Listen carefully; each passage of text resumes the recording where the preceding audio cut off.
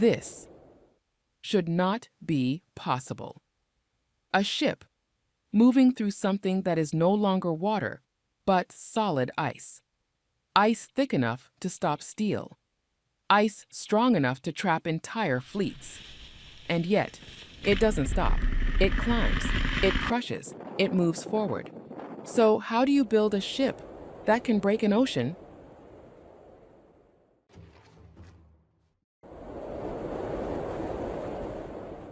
To understand that, you have to rethink what a ship is.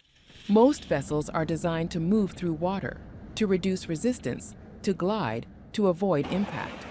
But in the frozen regions of the world, water becomes something else entirely.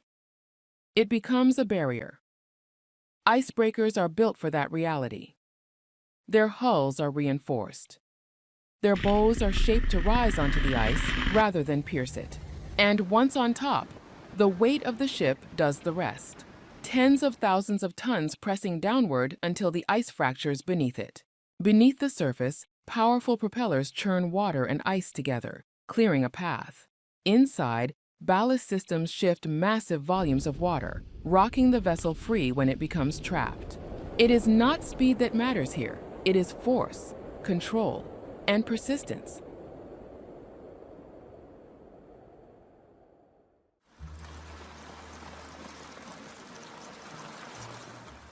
In some parts of the world, this battle with ice is routine.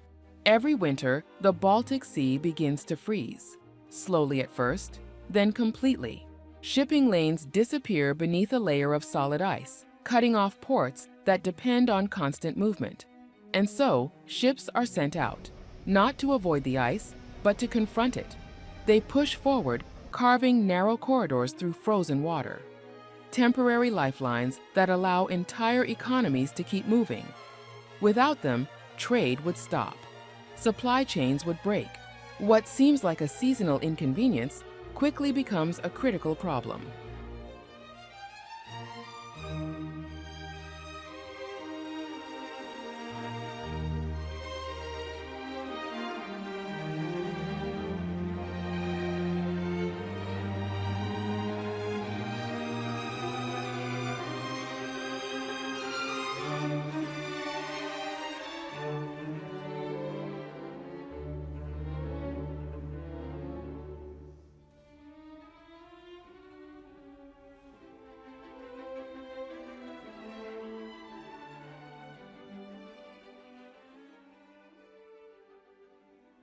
But this is not only a problem of distant polar seas.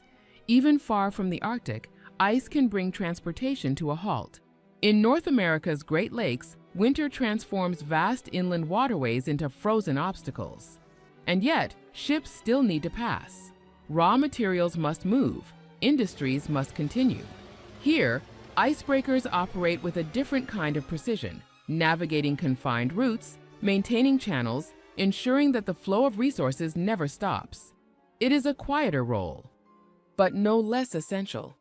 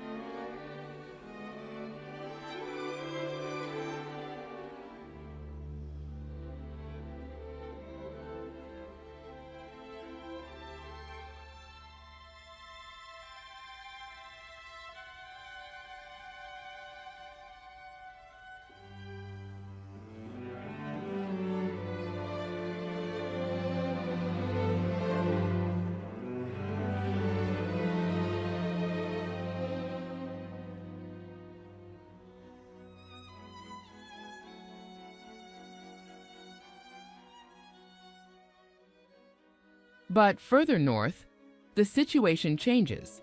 This is no longer seasonal ice. This is the Arctic, a region where the ocean can remain frozen for most of the year.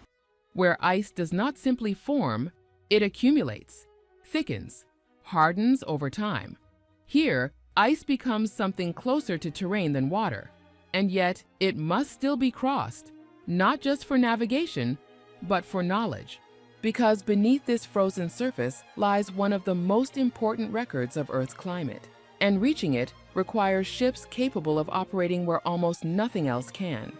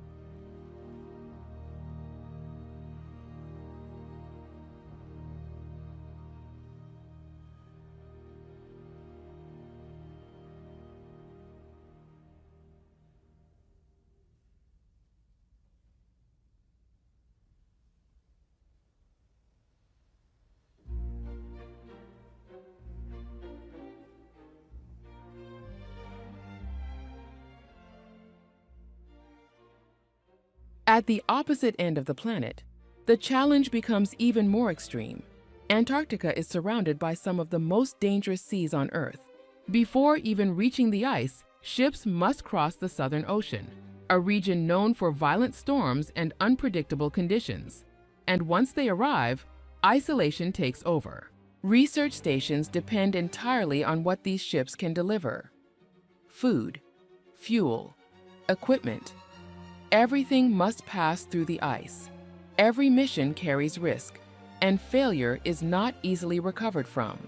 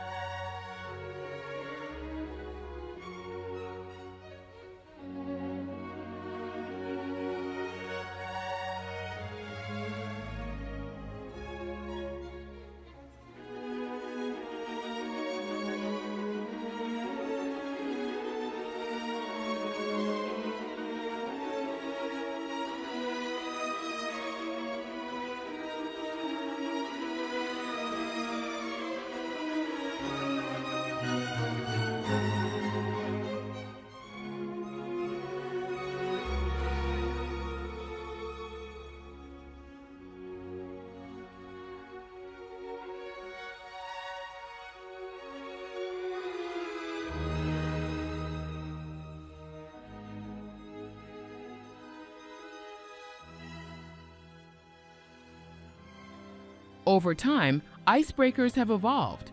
New designs improve efficiency, stability, and capability. They carry helicopters, advanced laboratories, and complex navigation systems. They are no longer just tools of force, but platforms of precision. And yet, even the most advanced designs face limits, because in the harshest conditions, precision is not enough. There are moments when ice becomes too thick, too dense, too unforgiving, and in those moments, only raw power can continue forward. Heavy icebreakers are built for this purpose. Massive engines, reinforced hulls, sheer force. They do not navigate the ice. They dominate it, breaking through layers that have survived multiple seasons, pushing forward where nothing else can.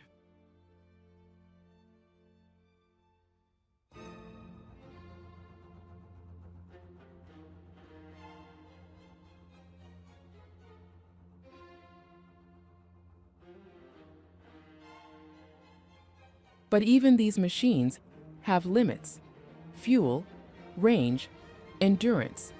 In the vast distances of the Arctic, these constraints matter. And to go beyond them, a different kind of ship was needed. Nuclear propulsion changed everything. For the first time, icebreakers could operate for months without refueling. Power was no longer the limiting factor. Endurance became virtually unmatched. These ships could push deeper into the Arctic, remain longer, and break thicker ice than ever before. In a region defined by isolation, this was a turning point.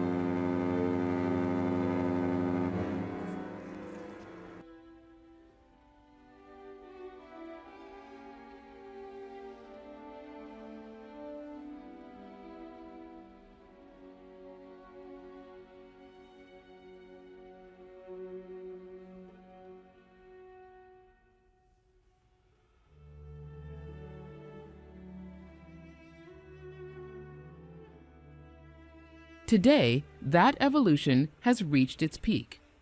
The most advanced icebreakers ever built combine immense power with precise engineering. They are designed not just to survive in the Arctic, but to reshape it, opening routes that were once impossible, supporting a new era of navigation across the northern seas. What was once an obstacle is becoming a pathway. And yet, the future of icebreaking is not only about power, it is also about balance, efficiency, sustainability, adaptation, because the polar regions themselves are changing, and the ships that operate within them must evolve as well.